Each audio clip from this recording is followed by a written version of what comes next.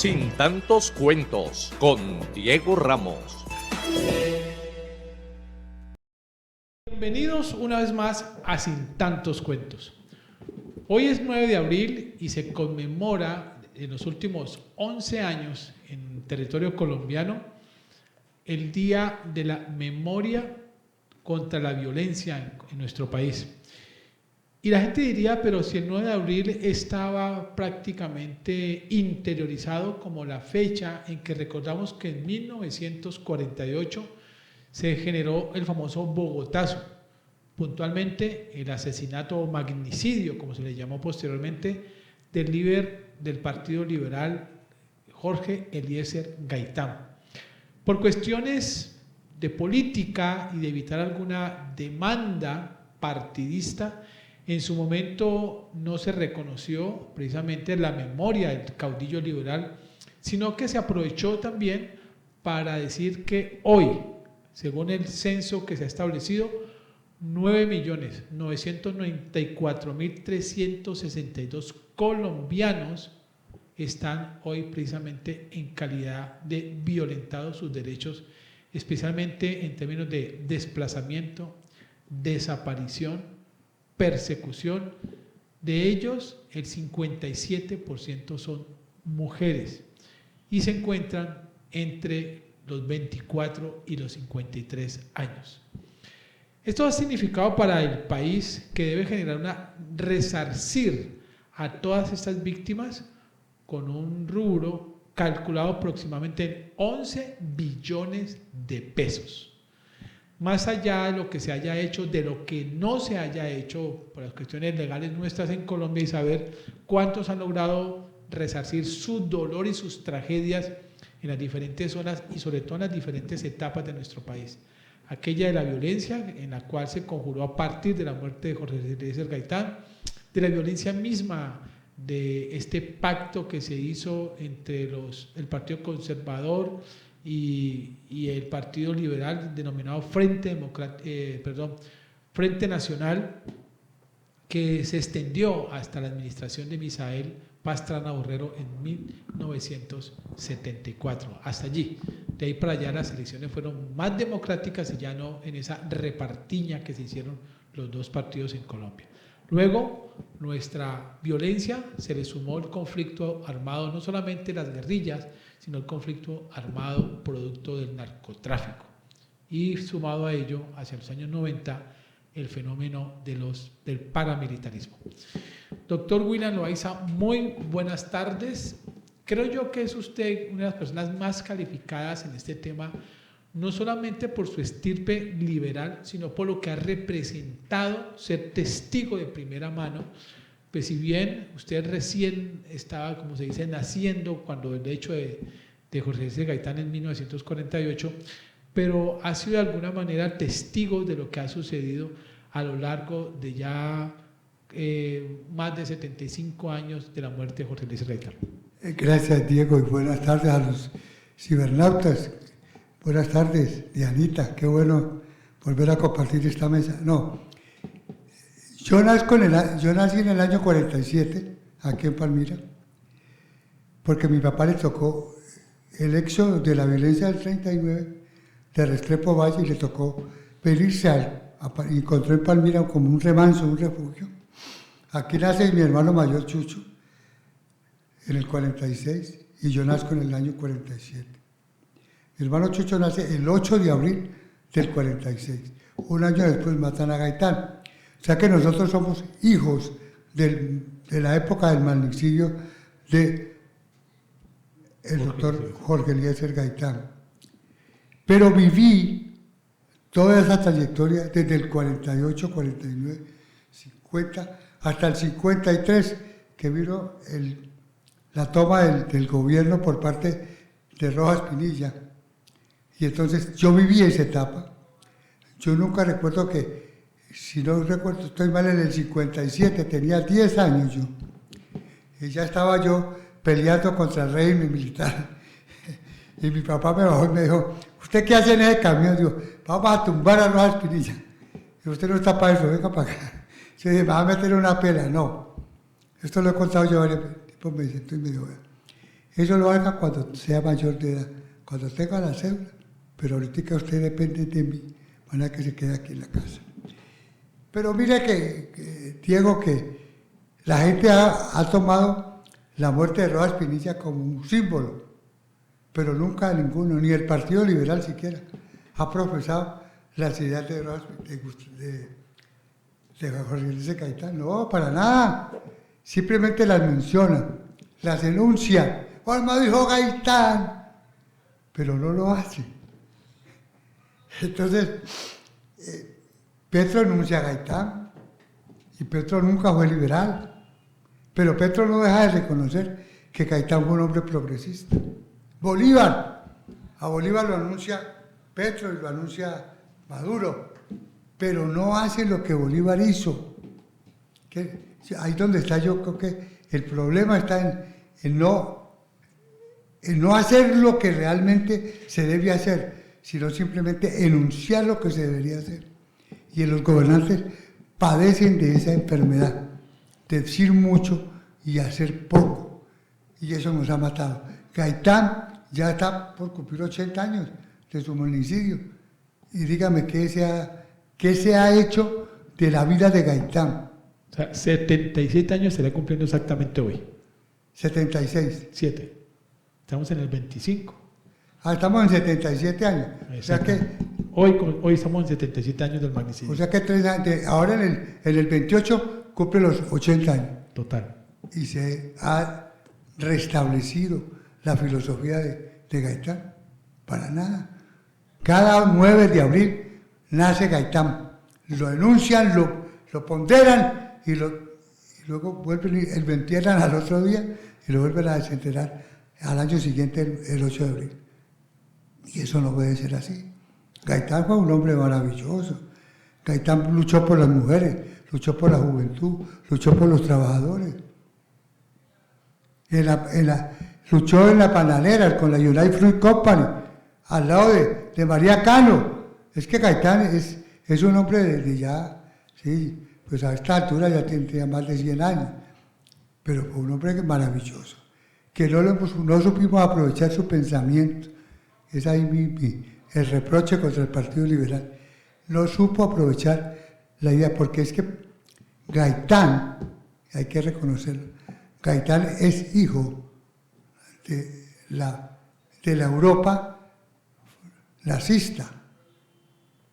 ¿Ustedes no vieron que Gaitán saluda con la mano empuñada y arriba, como saludaban Benito Mussolini? Benito Mussolini. Totalmente. Y él se educa alrededor de la Universidad de Benito Mussolini. Enrico Ferri fue su profesor en Derecho. ¿Por qué? Mire, entonces, esa es la ideología, eso es lo que nos trae Gaitán. Pero llega a destiempo, llega en una etapa en que Colombia no ha superado. Cuando Nariño trae los derechos del hombre, Colombia no está preparada para asumir ese reto. Cuando Bolívar trae las ideologías de Italia, Colombia no está preparada para asumir ese reto. Entonces el tiempo pasa. Cuando Petro trae las ideas del progresismo, Colombia no está preparada. Y entonces sucumbimos. Mi querida Diana Montoya, usted es la jovencita de esta mesa. ¿Qué le dice a la juventud de hoy, precisamente, en nombre de Jorge Eliezer Gaitán? Seguramente los partidarios liberales, o seguramente también aquellos casi que sexagenarios y hasta los octogenarios, pues tienen en el caudillo, aún siendo conservadores o liberales, un lugar importante en la memoria histórica de nuestro país. Bueno, un cordial saludo a todos nuestros televidentes, cibernautas conectados en este momento a @CNC Palmira. Sí, tiene razón, pues les agradezco por lo de jovencita, me siento muy halagada, pero no tan joven. Tengo, digamos, en mi casa un gran profesor, Juan de Dios Montoya, mi padre. Le tengo una gran admiración, creo que fue mi mejor escuela para aprender sobre la historia de Colombia. Desde muy niña me sentaba al lado de él a escuchar su historia sobre Rojas Pinilla, sobre la violencia en Colombia, sobre Gaitán, siendo en ese momento mi papá conservador. Sin embargo, existía la historia y se mencionaba sobre todo lo que sucedía en su momento. Él usaba mucho una palabra que me parecía interesante, era los caudillos. Entonces, caudillos. Entonces, el caudillo era el que tenía esa fortaleza en su voz para llegar a un pueblo y el pueblo quererlo escuchar y quererlo seguir. Y cuando me dice el doctor Loaiza ahorita, me llama la atención el punto de que este discurso ha sonado mucho, se ha dicho mucho, pero no se hace. Y en un ejercicio que hicieron una vez en campañas presidenciales, que cogían los discursos de Álvaro Gómez, de todos los que han sido candidatos presidenciales, es el mismo discurso de los que utilizan hasta este siglo 2020-2025. Era una copia, era como un copy-paste durante tantos años del mismo discurso. Saben lo que hay que hacer con la agricultura en Colombia, saben lo que hay que hacer con la salud, todos saben, pero el momento de hacerlo no funciona. Entonces, el mensaje que se le da a los jóvenes de 40 años y a los que están de ahí para atrás es que realmente sí tenemos que empaparnos de la historia. Nos lo han dicho muchas veces, la historia hay que conocerla para no repetirla. Sin embargo, yo creo que por el desconocimiento o nuestra mala memoria, la seguimos repitiendo y seguimos en un ciclo vicioso de la historia sobre cometer los mismos errores en la administración de nuestro país. Total. Hay una cuestión y es precisamente, doctor William Loaiza, ¿qué mensaje en realidad le querían enviar al país cuando se desconoce y se invisibiliza? Incluso yo diría que hay una actitud muy dura cuando Jorge Eliezer Gaitán es impreso en los billetes de 1000. Allí ya hay una intención en el valor, la valoración del personaje, mientras tenemos a su copartidario Carlos Lleras Restrepo en el billete de 100.000. Ambos siendo del mismo partido, en su momento, si bien las emisiones de billetes tienen una diferencia en el tiempo, diría uno que se manda el mensaje de desdibujar, invisibilizar lo que representó en su momento Jorge Eliezer Gaitán para Colombia al colocarlo al 1, para que no digan que no le estamos haciendo homenaje, pero colocaron en la peor de las sillas, allá en Gallineros, en el billete de 1000. Pero es que Jorge Eliezer no fue presidente de Colombia. Y eso es una desventaja para él. García Márquez tampoco. ¿Ah? García Márquez tampoco. Pero García Márquez fue premio Nobel de Literatura. El señor, que es más que el científico Garavito tampoco. La señora Arboleda tampoco. Pero fueron más. Pero es que más ser premio Nobel de Literatura que ser presidente de Colombia. Okay. Eso sí está claro. Y usted coge a Garavito y es un científico que es mejor que ser presidente de Colombia. Entre García Márquez y Pastrana, yo me quedo con García Márquez. Entre García Márquez y el otro hijo Pastrana, también me quedo con García Márquez. Y entre García Márquez y Duque, me quedo con García Márquez. Eso es lo que hay que entender. Es que el personaje, bueno, sí. Es más, entre García Márquez y Carlos Lleras Restrepo, me quedo con García Márquez. Que yo no me puedo negar a lo que yo soy. Okay. Entonces ahí mira, si tú miras los episodios de Gaitán, Gaitán decía, por ejemplo, en sus discursos, que el hambre no es ni liberal ni conservadora, que el hambre es del pueblo. Y eso todavía está vigente. Y nadie lo pone en práctica, entender que el hambre es una necesidad prioritaria que hay que derrotar. Este país no puede seguir aguantando hambre. Pero usted ve, el Partido Conservador dice, nosotros hicimos tal reforma y metimos esto y vamos a cambiar esto. Y el Partido Liberal dice que va a cambiar exactamente lo mismo. Y si usted ve la publicidad del Partido Liberal, del Partido Conservador, de Cambio Radical, de Centro Democrático, de la U, son exactamente iguales, como calcadas. ¿Por qué es eso? Para poderle engañar al pueblo, para mentirle al pueblo colombiano. Entonces, eso nos ha pasado, que somos, yo como se dije ahora rato, que no tenemos memoria. Se nos olvidan los episodios de ayer, de solo ayer. No se les va a olvidar los episodios de hace casi 80 años. A los que no nacieron en esa época, sino mucho después, no los tienen presentes porque no los viven. El Estado no hace vivir esas consecuencias. Y eso es lo que nos hace falta. Vivir para no repetir, como dice la compañera Diana. Pues tenemos, eso de la memoria es como relativo, ¿no? Porque en el momento en que el colombiano trata de recordar y hace los coros, los hace mal hechos. En la historia de Colombia hemos vivido la violencia, desde muchos, pero muchos años no hemos pasado esa etapa de violencia y seguimos en ella. Y cuando hablamos desde los partidos políticos, los conservadores con los liberales, luego superamos, digamos, una parte de ese proceso y pasamos a manos del tema de guerrilla, paramilitarismo, está el tema del narcotráfico que cada vez es más fuerte. Colombia no ha podido lograr la paz que muchos colombianos desean y eso ha sido como, digamos, el talón de Aquiles que ningún gobernante hasta ahorita ha podido lograr. Santos en su momento manejó un proceso de paz que fue incumplido. Y vemos nuevamente estos procesos de las FARC que como no se les cumplió con sus necesidades, están otra vez en las montañas molestando al campesino porque no tienen más de qué vivir.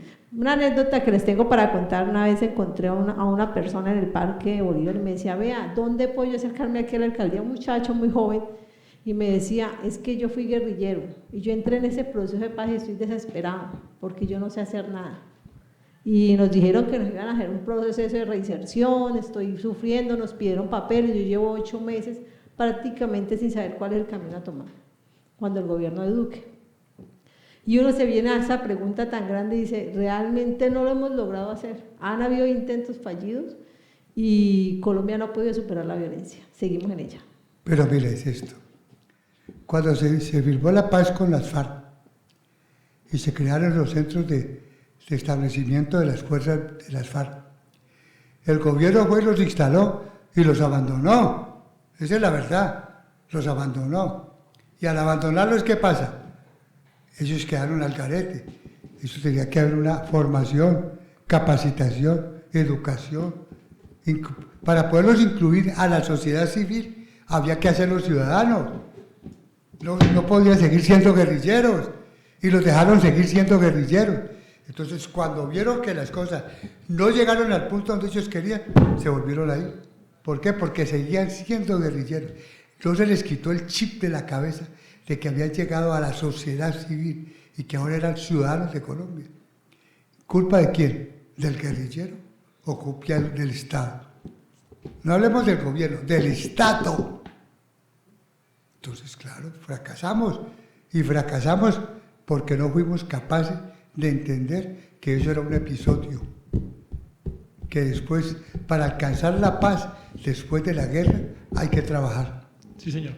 Muy bien, vamos a un corte a comerciales y ya regresamos a propósito de este 9 de abril, 77 años del magnicidio de Jorge Eliezer Gaitán, sin embargo, 11 años de la memoria histórica de Colombia.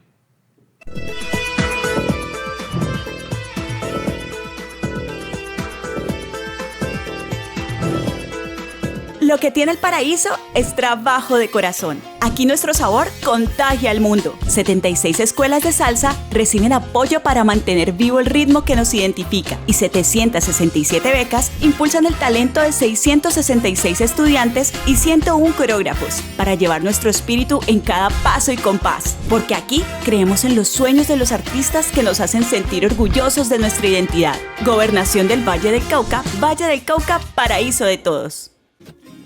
¿Quién diría que es tan fácil entregar lo mejor a quienes amamos? Que es tan sencillo entregar nuestro cariño a quienes nos han cuidado desde siempre. Entregar lo mejor de nosotros para cuidar nuestra salud, para cuidar la vida. Siempre podremos entregar lo mejor para cuidar lo que más queremos.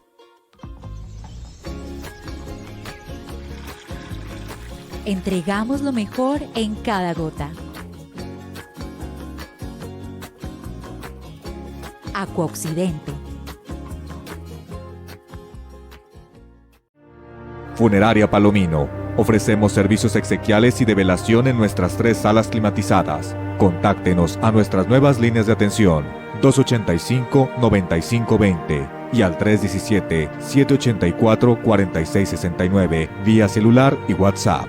Funeraria Palomino en Palmira, carrera 28, número 4038. Funeraria Palomino, desde 1934, al servicio de los palmiranos. ¿Vos te acordás cómo era Palmira hace 20 años?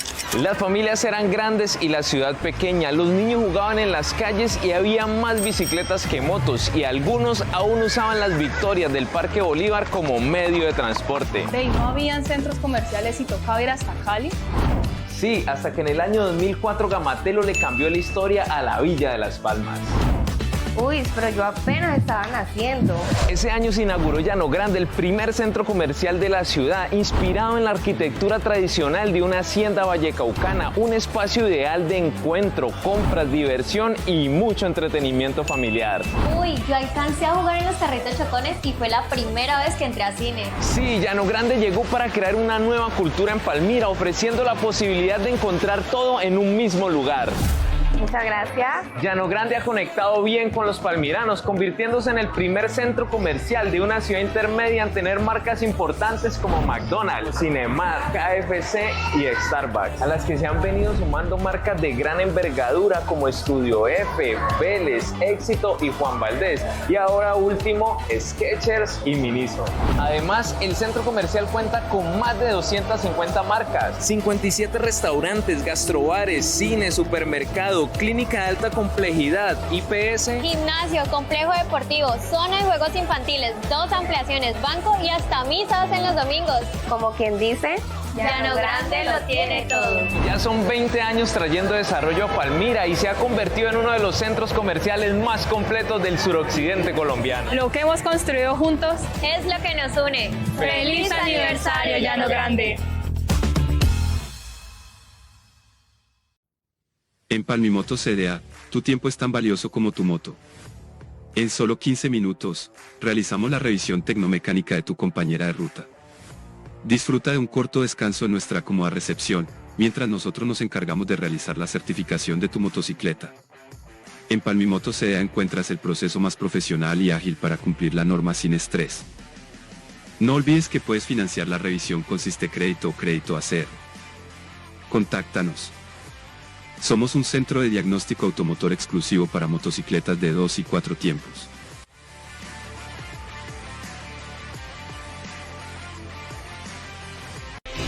El Valle del Cauca es el Valle de los Sueños, una región que alberga páramos y pacífico con 35 ecosistemas y más de 646.000 hectáreas de áreas protegidas. Para protegerla y adaptarnos al cambio climático, creamos la metodología Cambiar, compromiso ambiental, adaptación y resiliencia. 10 líneas estratégicas que ya tienen resultados reconocidos a nivel local, nacional e internacional. CBC, más cerca de la gente. Palmira se transforma con la construcción de alamedas. Espacios que embellecen nuestra ciudad generando mayor seguridad y una movilidad responsable. Hoy la carrera 35, la carrera 28 y la carrera 19 ratifican que Palmira se proyecta al futuro con un equilibrio natural y con oportunidades para todos. Disfrutemos y respetemos nuestras nuevas alamedas. Alcaldía de Palmira. En el Valle del Cauca, las madres cabeza de hogar pueden trabajar o estudiar con la tranquilidad que les da Arrullo, el jardín infantil nocturno que cuida de sus hijos mientras construyen un mejor futuro. Aquí abrazamos a la niñez con amor para que crezca con seguridad, confianza y cariño. Lo que tiene el paraíso es trabajo de corazón. Gobernación del Valle del Cauca. Valle del Cauca, paraíso de todos. Lo que tiene el paraíso es trabajo de corazón. Aquí nuestro sabor contagia al mundo. 76 escuelas de salsa reciben apoyo para mantener vivo el ritmo que nos identifica y 767 becas impulsan el talento de 666 estudiantes y 101 coreógrafos para llevar nuestro espíritu en cada paso y compás. Porque aquí creemos en los sueños de los artistas que nos hacen sentir orgullosos de nuestra identidad. Gobernación del Valle del Cauca, paraíso de todos. ¿Quién diría que es tan fácil entregar lo mejor a quienes amamos? Que es tan sencillo entregar nuestro cariño a quienes nos han cuidado desde siempre. Entregar lo mejor de nosotros para cuidar nuestra salud, para cuidar la vida. Siempre podremos entregar lo mejor para cuidar lo que más queremos.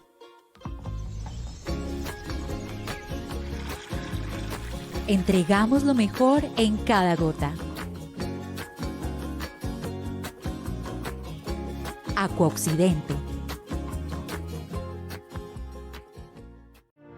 Funeraria Palomino. Ofrecemos servicios exequiales y de velación en nuestras 3 salas climatizadas. Contáctenos a nuestras nuevas líneas de atención 285-9520 y al 317-784-4669 vía celular y WhatsApp. Funeraria Palomino en Palmira, carrera 28, número 4038. Funeraria Palomino, desde 1934, al servicio de los palmiranos. ¿Vos te acordás cómo era Palmira hace 20 años?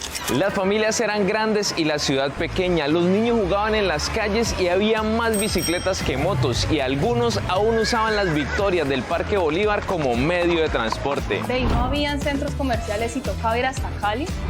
Sí, hasta que en el año 2004...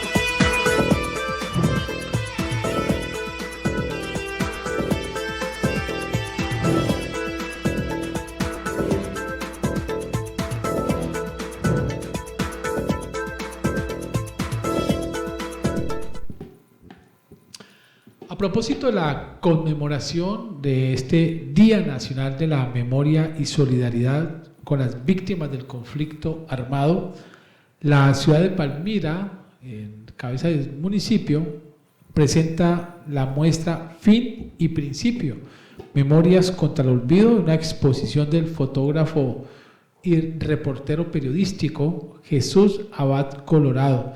Este periodista y fotógrafo documental ha permitido que tengamos en las instantáneas capturadas por su cámara lo que ha sido precisamente el dolor en todo el territorio nacional de las víctimas de las diferentes modalidades de conflicto que nos aquejan en nuestro país, y como les decía al principio de este programa, que va muchísimo más allá de la violencia inmediata que conocemos, que es la violencia del narcotráfico, de los grupos guerrilleros, y que tiene que ver más con la violencia bipartidista que se fundió prácticamente desde el año 30 del siglo anterior hasta nuestros días, que ha cambiado de nombre, que ha cambiado de actores, pero al final de cuentas solamente deja víctimas y dolor y tragedia. Cuando uno habla de recuperar la memoria, usted decía, doctor William Loaiza, que hemos perdido la memoria. ¿No será mejor que no queremos recordar por lo que hemos vivido? No, hemos perdido la memoria. Porque esto, mira, una manera de tener la memoria presente es ir a este evento, hoy a las 2 de la tarde, para que no sigas recibiendo la información de la guerra porque alguien te lo cuenta por una emisora, por la televisión. Ve y mira la fotografía y ahí te vas a dar cuenta del horror que ha representado la guerra en Colombia. Y cuando tú veas eso, te vas a plasmar en tu cabeza que definitivamente hay que acabar con la guerra. Es un mensaje subliminal que este señor nos da la oportunidad de conocerlo, ¿ya? Pero que tenemos que grabarlo, no solo en nuestro cerebro, sino en nuestro corazón, para evitar caer en lo mismo. La guerra hay que acabarla. ¿Cómo? No sé. Pero hay que acabarla, porque no podemos seguir en guerra. Cuando uno ve esta exposición de Jesús Abad Colorado, Diana Montoya, recuerda uno precisamente la gran cantidad de películas y de exposiciones fotográficas igualmente que están asociadas con un fenómeno histórico brutal, la Segunda Guerra Mundial, los efectos del nazismo en buena parte, por no decir que casi en toda Europa.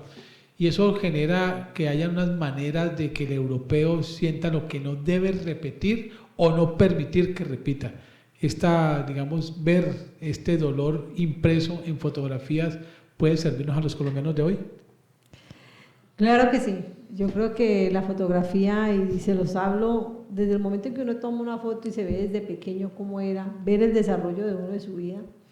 También hay una historia desconocida que la fotografía permite conocerla. Hay muchos que pueden ir a esa exposición y van a conocer la historia de Colombia, que estamos hablando de jóvenes.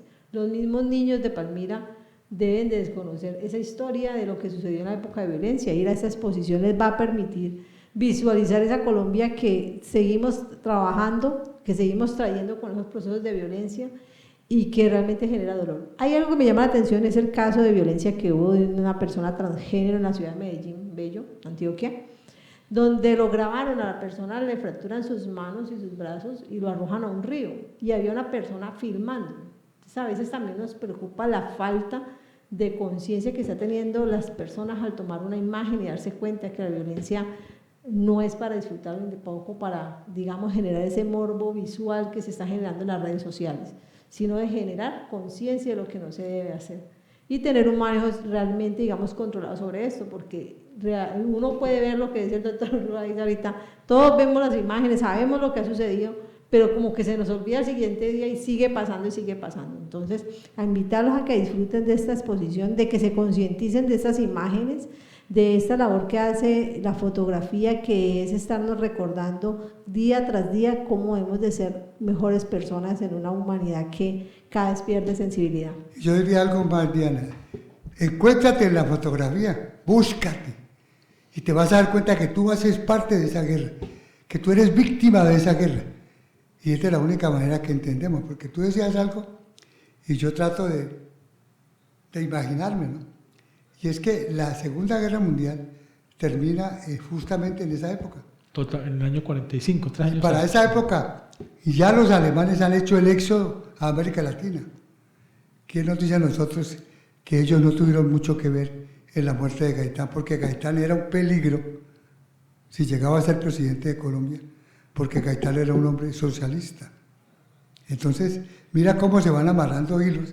Tú tienes otra visión, y es que querían cambiar el centro de Bogotá, entonces había que tumbarlo. Para tumbarlo y poder hacer los rascacielos que se hicieron. Esa también puede ser una visión. Pero la visión plasmada, que no la han podido cambiar, es la visión política, la pelea entre el Partido Liberal y el Partido Conservador, que te toman la decisión juntos de eliminar a Gaitán. Total. A propósito de temas de violencia, hoy, mejor, hace exactamente 4 días, la alcaldía de Santiago de Cali promulgó nuevamente un decreto que permite activar el toque de queda para niños, niñas, jóvenes y adolescentes en la capital del departamento del Valle del Cauca para los fines de semana. Eso me hizo acordar, doctor William Loaiza, que la ciudad de Palmira tiene vigente un decreto de toque de queda para menores de edad hace más de 14 años, pero no es sino que usted vaya a cualquier sitio de la ciudad de Palmira, bien sea entre semana o fin de semana, y ve los menores en todos los establecimientos comerciales que aún son para adultos, siendo que esta medida la está tomando Cali. Debe ser una medida de alguna manera coincidente en el resto de municipios para evitar que simplemente haya un traslado de los nocturnos a otros municipios. Yo diría que es una decisión metropolitana. Sí, ahí total. Cabe. Y eso tiene que ir para Candelaria, para Pradera, Palmira y Cerrito. Jumbo. Y Jumbo y Jamundí. Para evitar que los caleños se vayan a estos municipios a formar la Francachela. Si no cerramos las puertas, vamos a perder los jóvenes. Es que la lucha no es porque el joven no se divierta, no. La lucha es porque el joven no se pierda, no se dedique al vicio, al alcohol, a la prostitución. Eso es lo que se busca. Y a mí me parece que está bien lo que el alcalde ha logrado, pero estaría mejor si se hace consumo con las alcaldías que están alrededor de la ciudad de Cali, porque de esa manera avanzamos. Y hay que avanzar. Miren que el tema de, ahora que hablan de eso, ¿qué puede suceder? Que haya deserción o estos jóvenes busquen los otros municipios para generar esos tipos de diversión nocturna que ellos manejan, pero hay otro método, que son las fincas, los alquileres de fincas en la zona rural de las ciudades, que es un método que usan los jóvenes de alquilarla y usan una persona adulta, alguien que les haga el papeleo, y usan esos espacios para consumir drogas, hacer generar desorden, y muchos campesinos que viven en ese entorno turístico se han quejado, dicen, venga, es que ya estas fincas que las volvieron turísticas nos generan ruido, traen malos hábitos, se han quejado por ese caso. Ahí en turismo hay que regir mucho orden, no sé si de pronto todos tengan claro que sí, cuando usted adquiere una finca tiene que tener, pues primero que todo, un seguro para el hospedaje. Cuando tú quedas esa restricción. Es en todo sitio, en toda la geografía, no es en los lugares de establecimientos públicos, es en las fincas, es en las casas. No pueden haber fiestas en las casas, así sean de propiedad de los papás de los muchachos, para dedicarlas al licor y a consumir estupefacientes. No, es que, mire, si no vigilamos, si no controlamos nuestra juventud, vamos a perder mucho más en 10 años. Y no es posible que le juguemos a perder la juventud, no. Ya la estamos perdiendo. Bien, cambiando de tema, la próxima semana presenta lo que se denomina en Colombia la Semana Mayor y que está referida precisamente a la conmemoración y celebración de la Iglesia Católica, que si bien ya en Colombia desde 1991 se estableció la libertad de cultos, ahí sí, como se dice, nadie reclama de que es que yo soy cristiano, es que yo soy musulmán, yo soy agnóstico, yo no creo en nada, sino que igual toma la Semana Santa, ¿no? Ahí sí nadie se va a trabajar. Yo soy agnóstico, que vaya a trabajar, no, ahí sí no. Porque no es la Semana Santa, sino la semana de vacancia. Entonces la toman. Sí, estamos, mire que ahí sí no vale el asunto. Pero más allá de sea lo que sea, pero por lo menos lo que inspira es la Semana Mayor.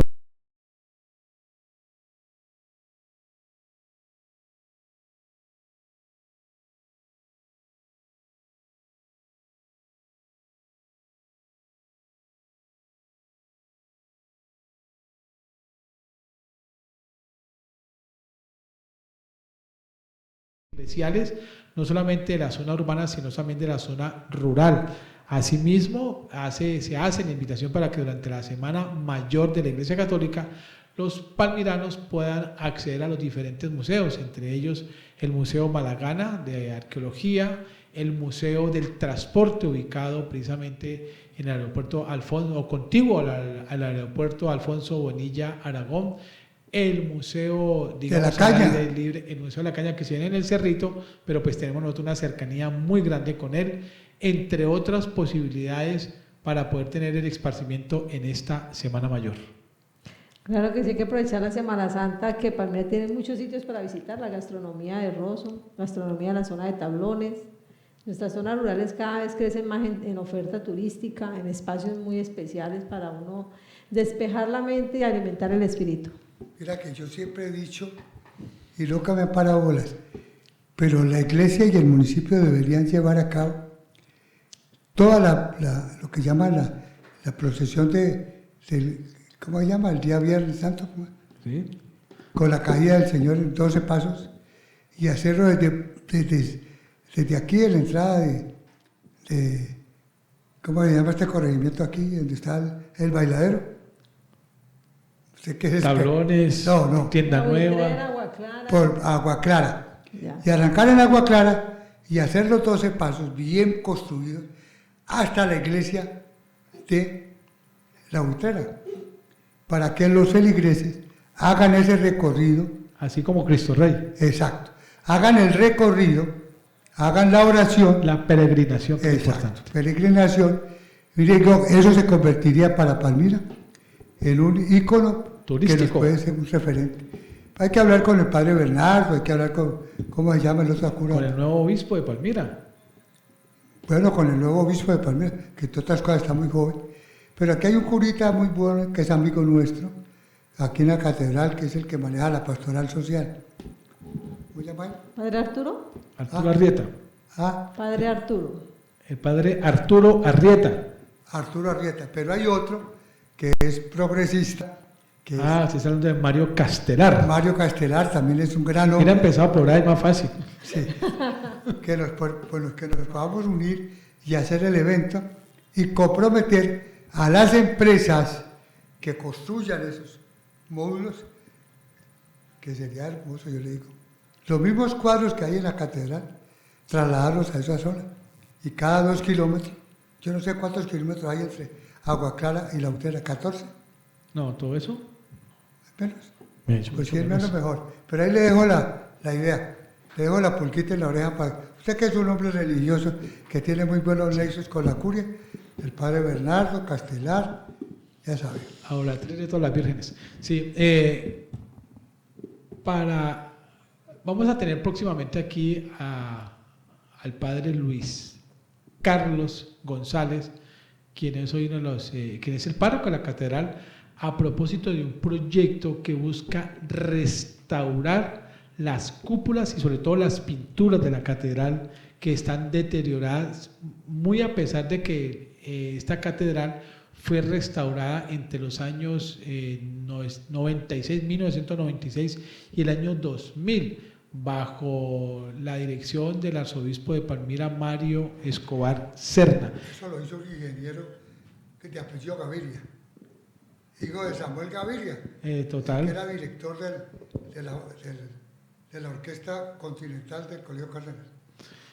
Y esa obra precisamente busca que se puedan recuperar ante todo los frescos de las cúpulas, tanto la mayor como las dos laterales, que por efectos de la humedad están desprendiendo estas pinturas religiosas, iconoclastas en algún momento, que permiten precisamente el embellecimiento de la principal iglesia católica de Palmira, incluso una de las principales del departamento del Valle del Cauca. Se busca en lo posible una inversión cercana a los 4.000 millones de pesos para poder recuperar estas joyas pictóricas. Yo le quería dejar allí la acústica de la Catedral de Palmira es la mejor que hay en el occidente colombiano. Está por encima de la Catedral de Cali, de la Catedral de Popayá, de la Catedral de Buga, esta. Y nosotros no tenemos una filarmónica que nos deleite un día domingo después de la misa con una presentación de la filarmónica. En varias oportunidades han ido a la Filarmónica del Valle, precisamente sí, por lo que usted dice, aprovechando la acústica de la catedral para poder... Es espectacular, sí. Yo se lo digo. Diana, muchísimas gracias por esta jornada del día de hoy. Muchísimas gracias a los televidentes que se conectaron el día de hoy. Para mañana los esperamos. Muy bien, doctor William, muchas gracias. No, gracias a ti, gracias Dianita. Y ahora a almorzar porque no queda yo. Muy bien, a todos los televidentes de Legón Telecomunicaciones, a los internautas de @CNS Palmira, nos estaremos viendo, dejándoles abierta la invitación para que a partir de las 2 de la tarde en el Teatro Materón, Guillermo Barne Materón de la ciudad de Palmira, en el segundo y tercer piso, puedan observar esta exposición del periodista y fotógrafo documental Jesús Abad Colorado a propósito de la conmemoración de este 9 de abril de la memoria y la violencia en Palmira. ¿Es un solo día la exposición? ¿La exposición? Sí. No, se abre hoy, son varios días, es una semana, ¿ok? A lo largo de toda la Semana Santa va a estar abierta presente para el público. A todos ustedes mil gracias, nos estaremos viendo nuevamente aquí en este espacio.